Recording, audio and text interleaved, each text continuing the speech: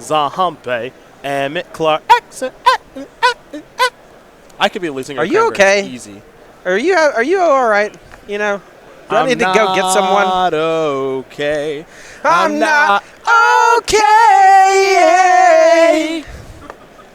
You asked. Concealed courtyard. Here from Emmett Clarkson. Oh no, that's gonna be a clip. Hopefully. Look, if you want to see me sing the whole song, visit your local karaoke bar at any SCG Tour stop. Your local watering hole? It's like maybe 40% I'm there on Sunday night if they have karaoke, and I'm at the event hall. So we got an isolated chapel. Oh boy, here we go. I think that's a wayward zombie. Wayward Servant. Wayward Servant, and is that a Dread Close. Wanderer? It is a Dread Wanderer entering the battlefield tapped as per usual. Not the greatest start here from the zombie deck, playing the Bloodfast on turn 2. Kind of an odd one to start with, especially in this matchup.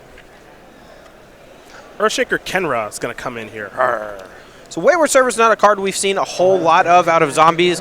Jerry Thompson popularized the mono black version. I believe Chris Fennell at that same Pro Tour where Jerry won with zombies was splashing white and almost just for Wayward Servant. So if we want to get that up on the screen here in just a second so the people at home can get a good look at it and see just why it's one of the very few white cards actually in the deck. We're going to whip a couple chains here. Whirl a couple of chains, pardon me. Took care of... whoosh, whoosh, whoosh. That took care of the little fella. Here's an attack for 2. It's interesting.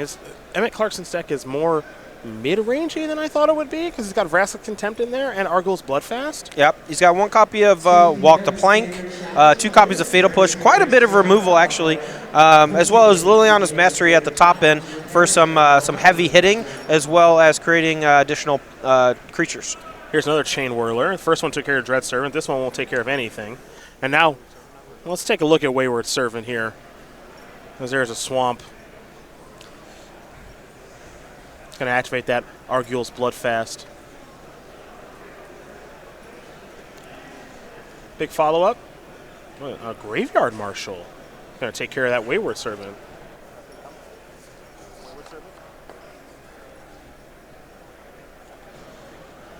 There's a 2-2. It's dead now, but when it was hanging out, another zombie enters the battlefield under your control. Each opponent loses 1 life, and you gain a life. Well, we were going to talk about how Wayward Servant could gain life and actually be good against this red deck, but it looks like all the creatures died. A Hazoret and a Chain Whirler and Earthshaker Kenra coming in for the beatdown. 10 points of damage. But wait, it's a Lord of the Accursed. It's a Lord of the Accursed. And a Dread Wanderer. And it's not enough. So this is the problem with playing against red. Their cards are normally better than yours. Yeah. Now, it doesn't really matter much what Emmett Clarkson does. Even gaining some life here off of the flipped Argyl's Bloodfast, or transformed into, I want to say, Temple of Aklazats. That's actually correct. Nice. I'm actually a little impressed there. As Roy Varney going to win game 1 here over Emmett Clarkson pretty easily. Mono aggro, just flexing its muscles all over black-white zombies. Emmett Clarkson tried with his Wayward Servants and Friends, but it was not good enough that go-around as Varney wins game number 1. He puts his team up on the leaderboard there. Aaron Rubin, Kevin Bishop, Anthony Ivey, Arthur Moreno, they're still doing battle. So we are going to turn our attention to the sideboards here for each player, and we're going to start with Emmett Clarkson, who's got 4 Gifted Aetherborn, 3 Lost Legacy, 3 Duress, 2 Camball, Council of Allocation, 2 Doomfalls, and Walk the Plank.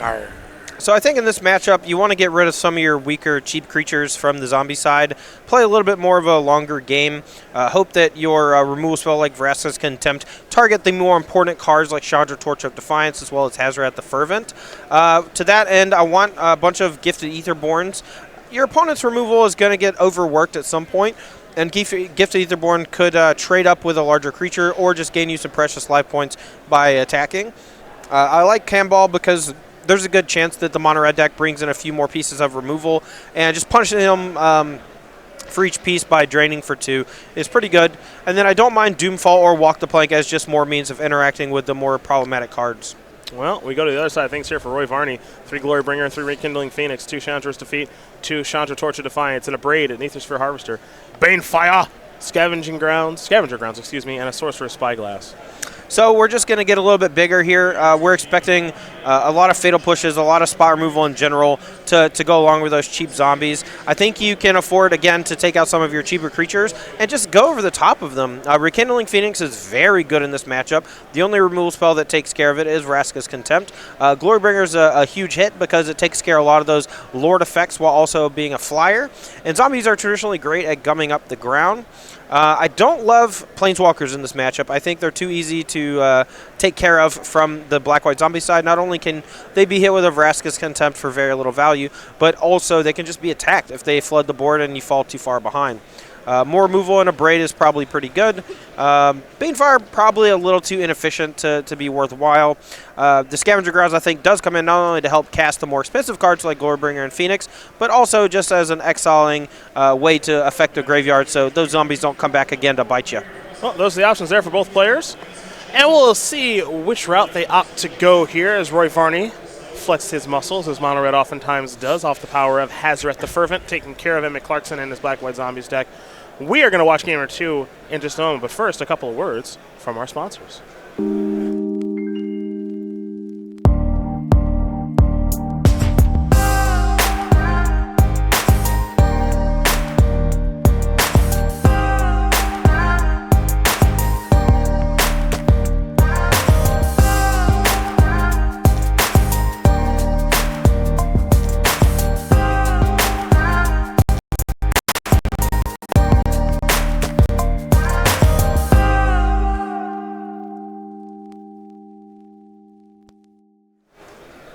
Game number 2 about to be underway. If you'd like to get that Chromia skin playmat, go to StarCityGames.com/Ultimate Guard for all your storage and protectional needs.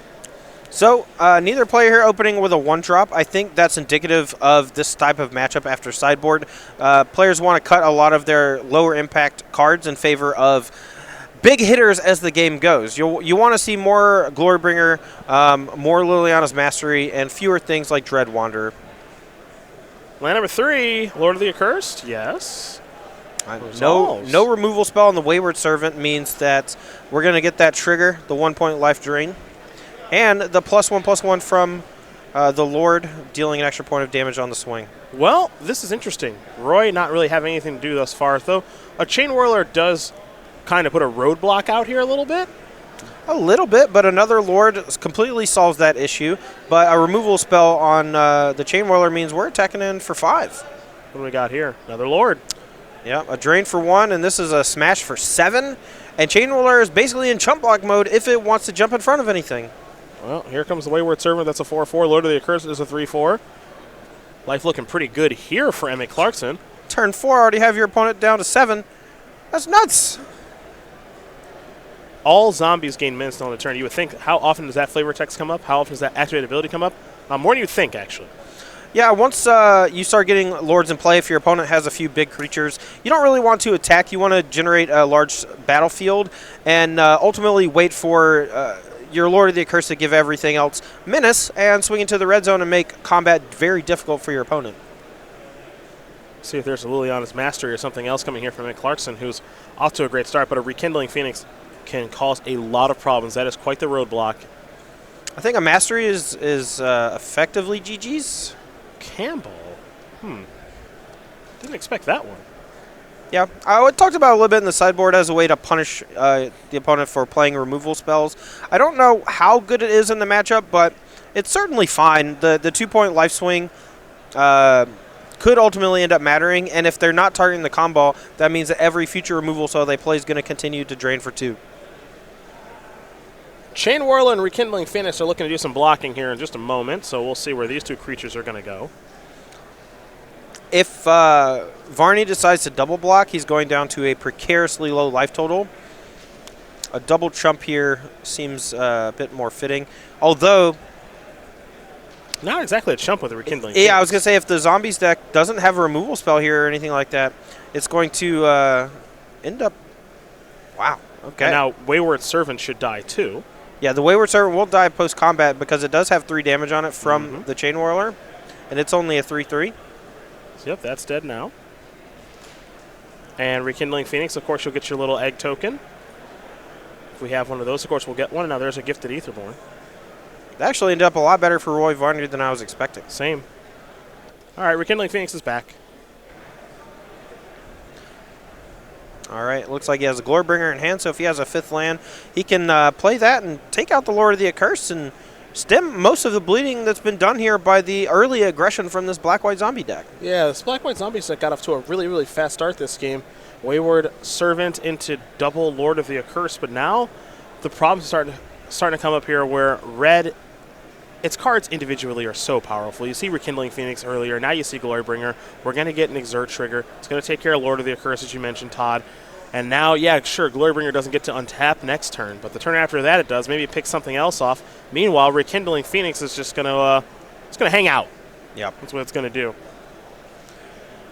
Rekindling Phoenix is very difficult for decks without removal of the exiles to fight through. So unless Emmett has a Vraska's Contempt, this is going to be a tough one to churn through.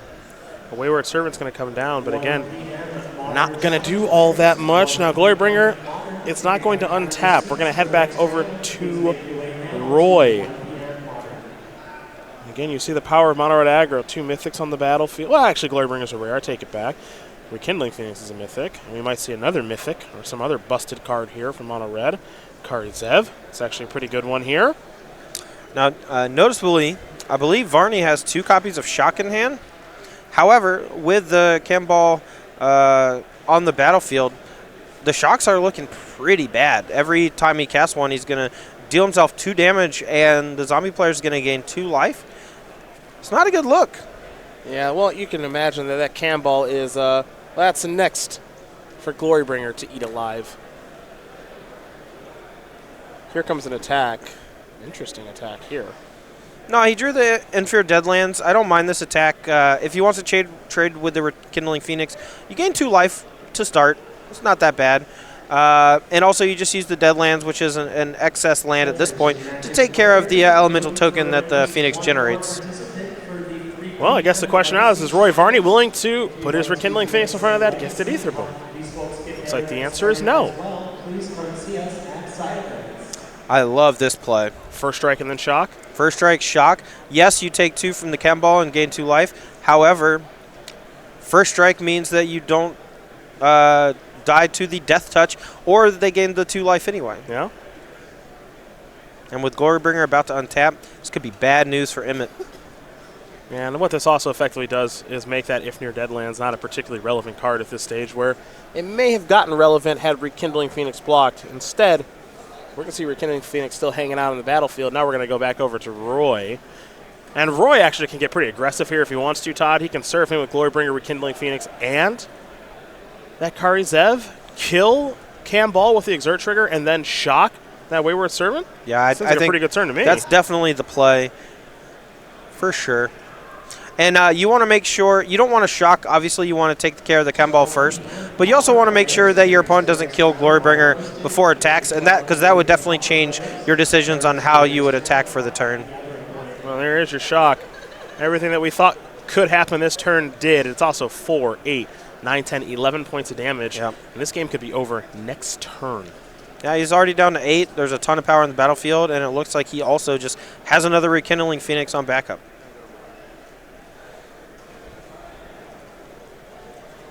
Oh, there goes Ragavan. It's important to note here that the mono red aggro deck is not nearly as popular as red black aggro. Yep. They have shock, which is particularly good against zombies.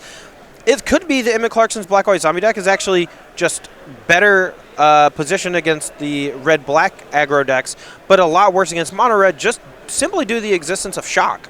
Well, what we saw there was shock and a whole bunch more get the job done for Roy Varney as he wins this match over Emmett Clarkson 2-0. Mono Red Aggro going to take care of Black-White Zombies. At least we got to see zombies in action, and it actually was a great start there in game number 2. But again, the power of Rekindling Phoenix, Glorybringer, and even a little Goblin Chain Whirl there, too much for Emmett Clarkson to overcome. As now we're going to jump into a little humans action. Kevin Bishop, Arthur Moreno. They're in game number 2, and we'll update you on what's going on here. Generally a tough matchup here for humans is Mardu Pyromancer. You can see a young Pyromancer with a Ross Merriam Elemental token on the battlefield. 2 mountains to go along with the Bud Crypt. Moreno's going to be playing a spell. We'll see which one it's going to be. Looks like it's going to be a Collective Brutality. Make another 1-1 here. We'll see what the modes are in just a moment. My guess, just drain 2, gain 2. Not a whole lot of uses for the Collective Brutality in this spot, thanks to Auric Champion's protection from black. We do generate an extra elemental token off of it, and we push ourselves closer to casting Bedlam Reveler. Well, that is an Auric Champion out there for Kevin Bishop. A couple of lands on the battlefield for him as well. Always a little scared of Blood Moon in situations when you're playing against Mardu Pyromancer because it can shut off all of your lands, and it's very difficult to get off of the battlefield. So then there becomes a large reliance on Ether Vial to show up. But it's not here now. And Bishop will deploy a Champion of the Parish. Gain a life there from the Auric Champion, which is a human, by the way. Sure is. It's also bad. I think it's very good. I also think the Kitesail Freebooter is quite good, especially in this matchup. We might have a response, however, to the Kitesail Freebooter. Yeah, there's Anger of the Gods and a Lightning Bolt in Arthur Moreno's hand. He doesn't really want to use the Anger of the Gods because he has quite a nice little board set up here with Young Pyromancer and 2 tokens. Lightning Bolt makes 3 tokens. It looks like Freebooter is going to resolve. Trigger on the stack. What do we got here? We got a Bolt. Oh, boy. Yeah, going to let him choose between Anger or Bolt. That's a tough decision because it's more about sequencing than anything. I think in this spot I would just take Bolt, force him to use Anger of the Gods so that it clears all the Young Pyromancer tokens. But that will leave them with Lightning Bolt later in the game. Yeah, but I think if you're going to win this game, you do want the Anger of the Gods. I always like to say you just want to get that part of the game over with. Right, but you can't take Anger of the Gods, right? Because then they can just Bolt and Anger. Oh, so no, I want you to take right, the Bolt right, and make him cast the Anger. Let's get that over with. Right, basically. That makes sense, yes. So yeah, I'm not quite sure what the thought process is here. I feel like you're giving the opponent all the options now. Right. Whereas before you were forcing their hand with the Anger of the Gods. Now, if Arthur wants to use Lightning Bolt, he can. If not, also fine. Though I suppose one could argue that now he's had to use the Bolt, and now he has to use the Anger, and now he'll be without both. Well, never mind. Dunsky. Aaron Rubin won. Oh. That's why you saw the handshake. Whee! Grixis Stalbert took care of Sneak and Show. These guys will laugh it off. It doesn't matter if Humans has a quote-unquote bad Mardu Pyromancer matchup. Don't even need to finish the match. That's part of Team Tournament. Team's too good. Anthony Rubin, Kevin Bishop, Roy Varney.